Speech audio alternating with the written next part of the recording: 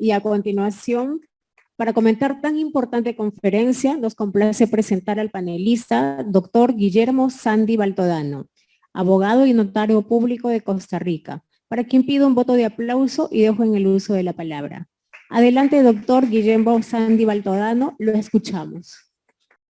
Muy buen día. Pues, muchas gracias por la invitación.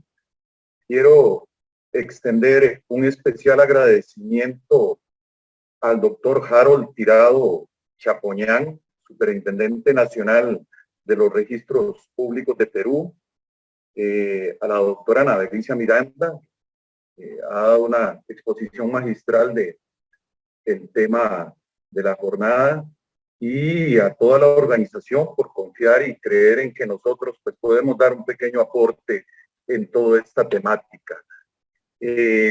Yo voy a compartir con ustedes un tema un poquito más práctico en cuanto a lo que es el tema de la publicidad formal.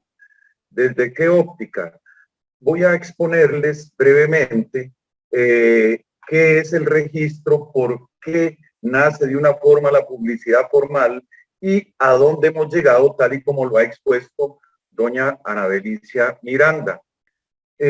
Como les decía, el tema que voy a exponer, vinculado muy directamente con todo lo que expuso doña Ana Belicia, es un poco más práctico.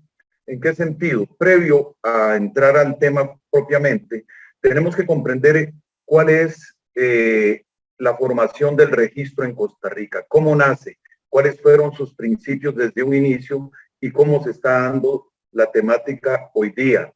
El registro en Costa Rica nace en el año 1865 con una ley que se denominó para ese entonces Ley Hipotecaria, y que no era ni más ni menos que una copia casi textual de la conocida Ley Hipotecaria de España del año 1861.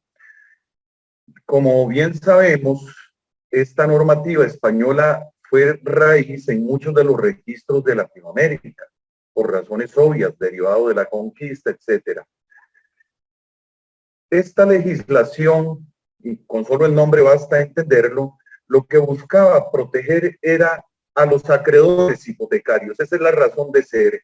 Entonces, antes de esta normativa, había clandestinidad de la información y, consecuentemente, los acreedores veían perdidas sus propiedades muchas veces porque no se sabía quién era el propietario, qué sucedía con los gravámenes, etcétera. Entonces, el registro nace para proteger acreedores, no para un registro de propiedad propiamente. Pasar de la clandestinidad a la publicidad, pero con un origen de las hipotecas únicamente.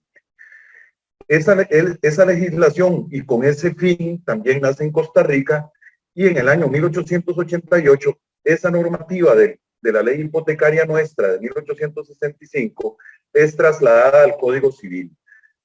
La ley hipotecaria era de más de 360 artículos y en el Código Civil se traslada a un único título con aproximadamente 49 artículos.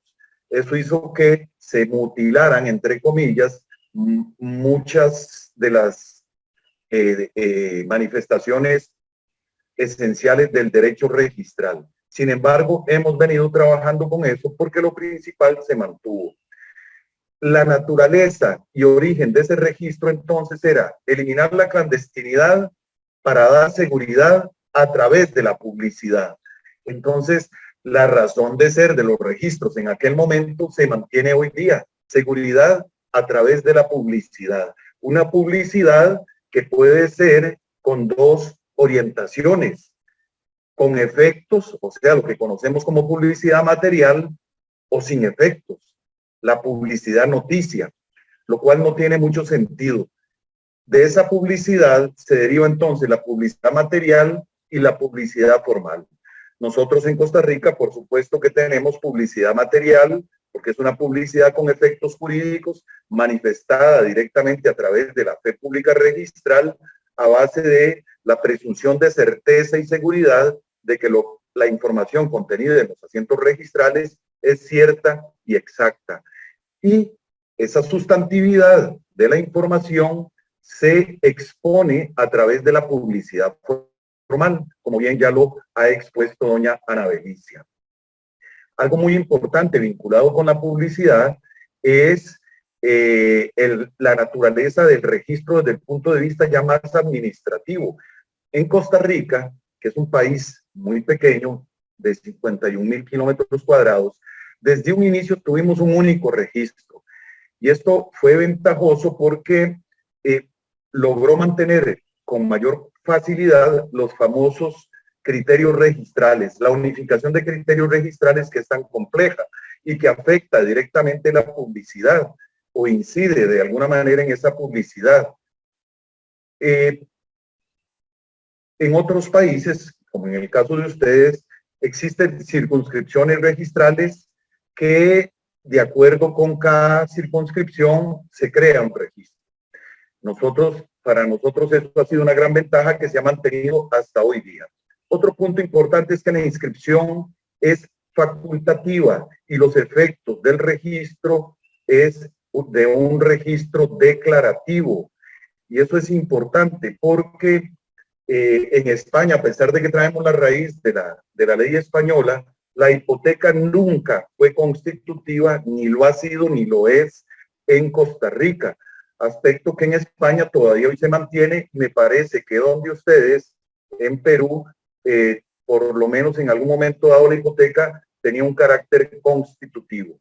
Nosotros no lo tenemos, por eso la publicidad registral para todos los efectos es hacia terceros y es muy importante. El sistema de transmisión es del mero consentimiento, traído del derecho francés, ya conocido por ustedes, y algo muy importante, los documentos que acceden al registro tienen un carácter auténtico desde su origen. Es decir, en el registro, el primer documento que se inscribió allá en 1867 tenía una fuente notarial. Fue hecho por un notario público en un tomo de protocolo. ¿Cuál es la importancia de esto? De que se garantiza que la publicidad registral ha pasado por manos de un profesional especializado en temas de contratación, del derecho sustantivo, y de alguna manera eso hace que las inscripciones no sean atacadas de nulidad y robustece la seguridad jurídica que todos los registros deben manifestar.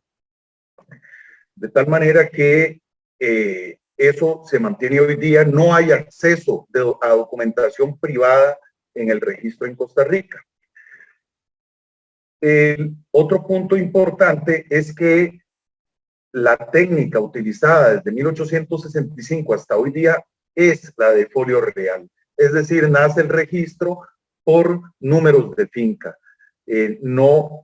Nunca se utilizó la técnica de folio personal, que sí se utilizó en algunos países de Latinoamérica y que ya con el tiempo fueron desapareciendo. Y el último punto que ha incidido trascendentalmente en la publicidad material, pero sobre todo en la formal, es la unión del registro y el catastro. El registro y el catastro originalmente no existían de manera conjunta. De hecho, el registro nace en 1865 y el catastro en el año 1916, pero no tenían vinculación alguna. Es hasta el año 1975, con una ley que se denominó Ley de Creación del Registro Nacional, en donde el registro de la propiedad y el catastro quedan bajo una misma institución, pero sin coordinación directa. A pesar de que estaban bajo una institución, digamos que estaban bajo un mismo techo, pero en camas separadas y cuartos separados. Cada quien seguía sus principios separados de uno del otro. Es hasta el año 1982 que se promulga una ley de catastro que establece un principio muy importante que se denomina principio espejo. Es decir, lo que refleja el registro debe reflejar el catastro. ¿Por qué? Porque el registro y el catastro publicitan una sola cosa, es decir, el bien inmueble. Podría decirse que son dos caras de una misma moneda. Por un lado de la cara, el registro de la propiedad con la parte sustantiva jurídica y por el otro lado, el catastro nacional con la parte física gráfica. Esto es muy importante porque ya para el año 2009, pensando en todo esto, se dice, no, tenemos dos registros separados, vamos a unificarlo.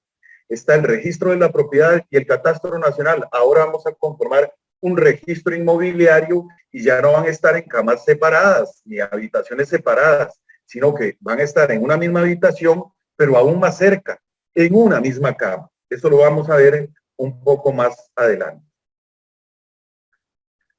En cuanto a las técnicas de registración, es importante el acontecer histórico de cómo se han dado una metamorfosis de la publicidad desde 1865 a hoy día, tal y como lo expuso con toda claridad doña Ana Belicia.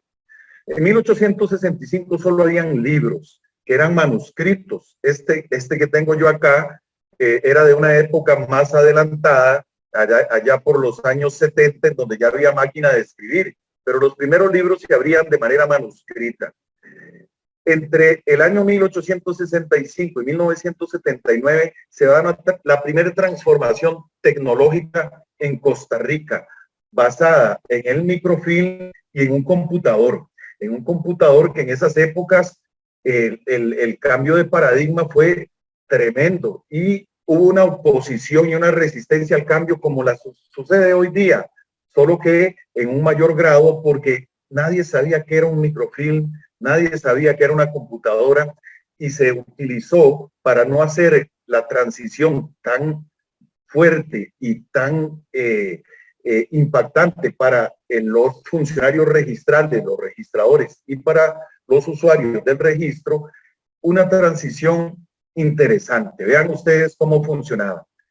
En el libro manual es este, ¿qué se hizo? Se trasladó la información que estaba en libros a una base de datos, pero esa base de datos no quedó digital, virtual, como las conocemos hoy día, sino que se imprimió un papel. Entonces teníamos base de datos y también papel. Podíamos consultar la base de datos, pero lo que se ponía en conocimiento del público y de los notarios era este folio real papel, que si ustedes pueden leerlo,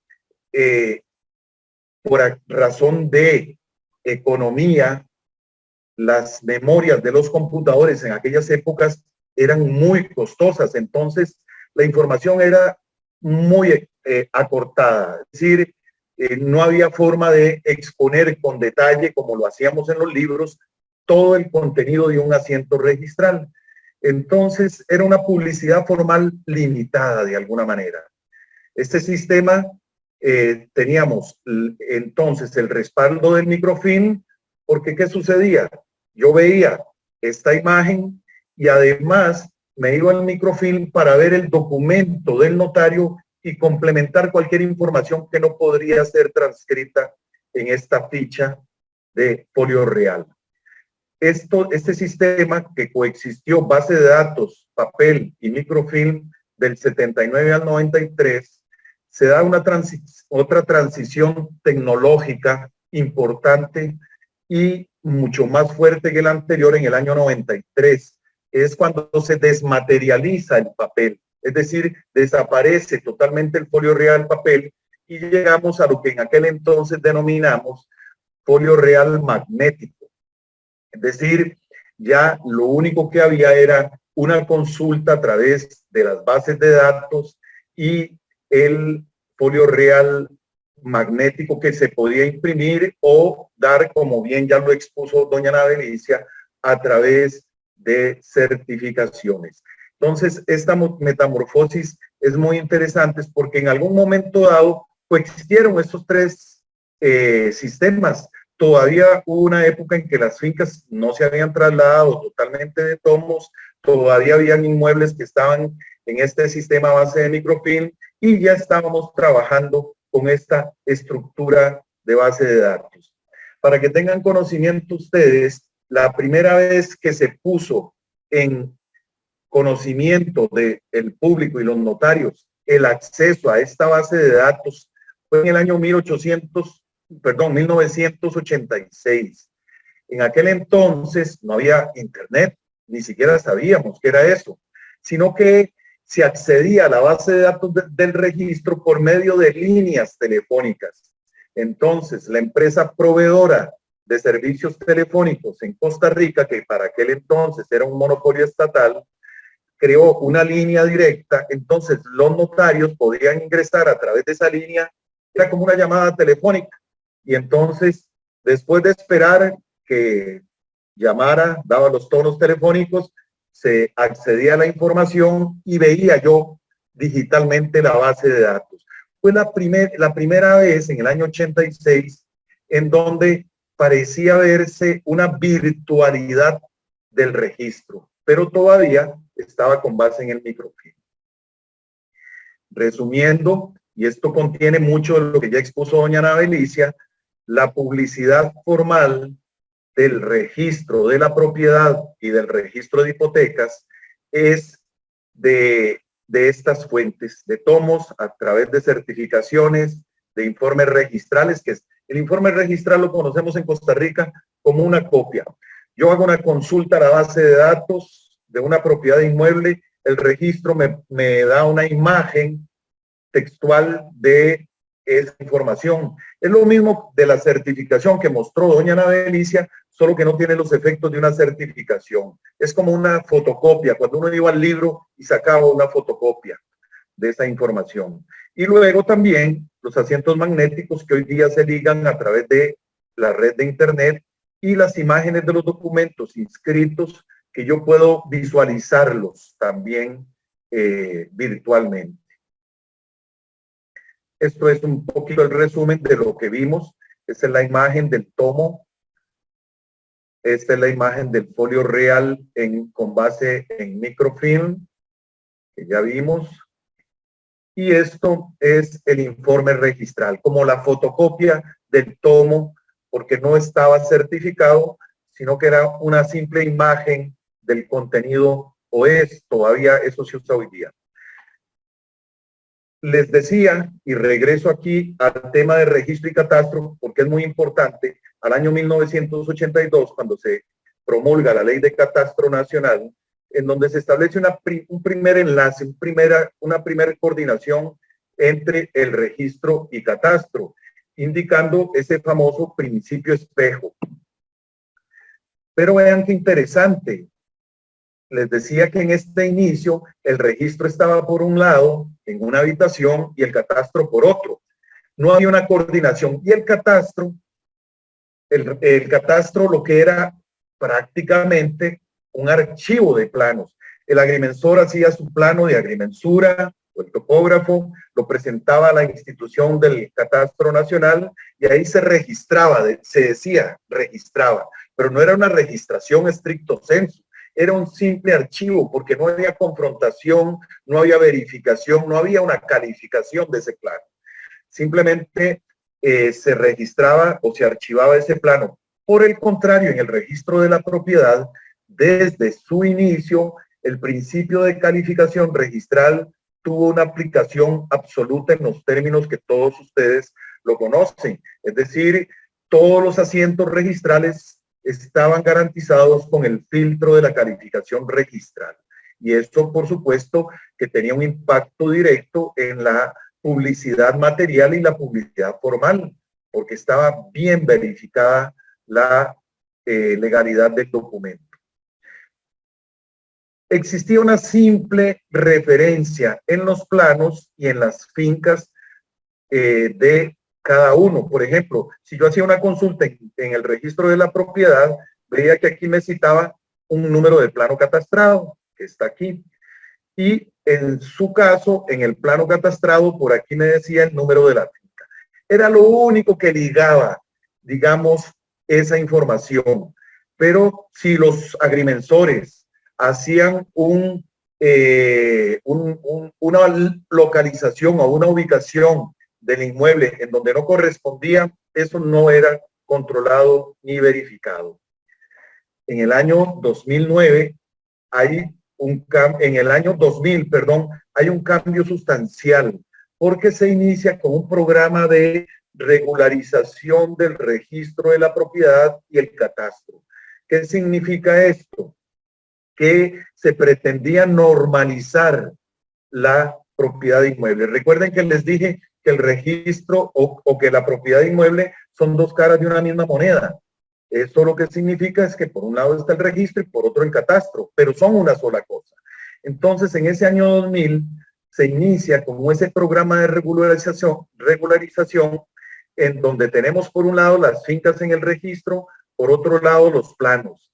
Pero insertamos un elemento adicional que es la fotografía aérea o los ortofotomapas o las ortofotos digitales.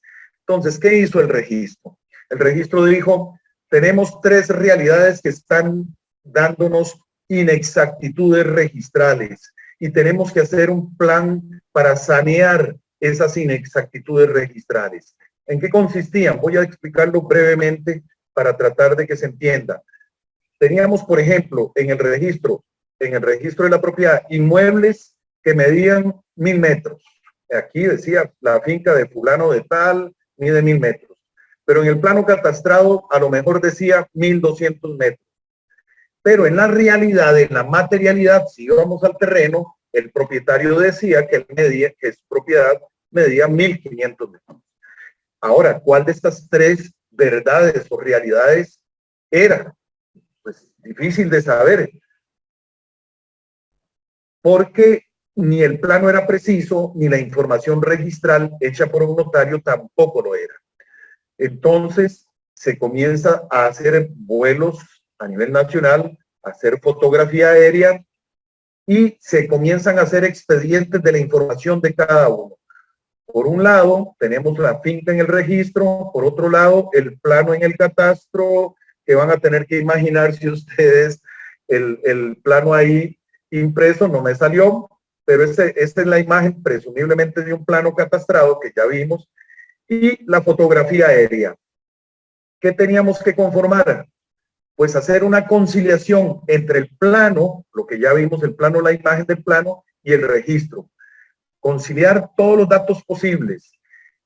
También, después de eso, conciliar la información con la ortofoto digital a través de la georreferenciación y conformar un expediente digital. Con ese expediente digital se hacía un trabajo adicional, que era ir al terreno. Es ir al terreno. Ya tenemos el expediente con los datos del registro, con los datos del plano catastrado, con los datos de la fotografía aérea. Ahora vamos al terreno. En el terreno, con los topógrafos del Catastro Nacional, se verificaba la información y verificada la información, se obtenía ya un mapa catastral con información precisa, debidamente georreferenciado, con puntos específicos establecidos en cada zona. Pero, ¿qué pasaba? Ahora sí, aquí se descubrió en este mapa catastral cuál de las tres realidades era la que prevalecía. Pero habría que ver si el propietario estaba de acuerdo o no en esa información. Entonces, se realiza una audiencia pública para todos los propietarios de cierta circunscripción territorial donde se hizo todo este levantamiento, porque el programa ha ido haciéndose o ejecutándose por distritos específicos territoriales, y se le decía a todos los propietarios que si estaban conformes o no. Algunos propietarios decían, yo estoy conforme, firmo el acta que se llama acta de conformidad. Algunos otros decían, no estoy conforme. ¿Por qué? Porque al final de cuentas, recuerden que venimos arrastrando el ejemplo de los 1000 metros en el registro, 1200 en el plano, 1500 en la realidad. Al propietario que le dijeron que sí medía 1500, pues él se quedó contento. Pero algunos que les van a decir, no, mire, la realidad son 1000 metros o son 800 metros, les va a decir, no, yo no estoy conforme. Pues ese propietario que no estaba conforme el registro le va a consignar una advertencia administrativa que se va a publicitar en la información catastral y registral diciendo que hay una inconsistencia para conocimiento de terceros. Se va a manifestar, de hecho, en la publicidad formal. Al que dijo que estaba de acuerdo, pues ya unificó toda la información y la publicidad formal es unívoca. Ya no hay certeza plena. Y eso se manifiesta a través de esto que es el mapa catastral y es lo que tenemos hoy día. ¿Qué es lo importante? Que estas tres cosas, véanlo ustedes, antes teníamos la finca por un lado, el plano por otro, separados, pero ahora lo tenemos como una sola cosa. Las propiedades muebles que han sido, en donde se ha ejecutado todo este programa de compatibilización de registro y catastro, tienen una leyenda aquí, está en verde, la pueden ver, que dice finca se encuentra en zona catastrada. Y eso lo que significa que ni más ni menos que hay un mapa catastral. Vean ustedes en el mapa catastral cómo se refleja claramente en dónde está la localización del inmueble en esa propiedad, en ese mapa catastral. El certificado inmobiliario, esto es la certificación que se obtiene hoy día de este tipo de propiedades. Ahí yo tengo la información me la da con una fotografía aérea, me da la información registral, me da la información catastral y de esa manera vean la metamorfosis, la transformación que hemos tenido hoy día de la publicidad formal. Este programa se ha ejecutado en aproximadamente un 50% de los inmuebles registrados en el país y ha causado un gran impacto porque se ha saneado esa publicidad formal y material que nos generaba tantas inexactitudes registrales. Muchísimas gracias, quedo a la orden de todos ustedes para cualquier consulta, cualquier ampliación del tema expuesto. Gracias, doctor. Agradecemos a nuestra conferencista y a nuestro panelista por compartir tan interesante conferencia.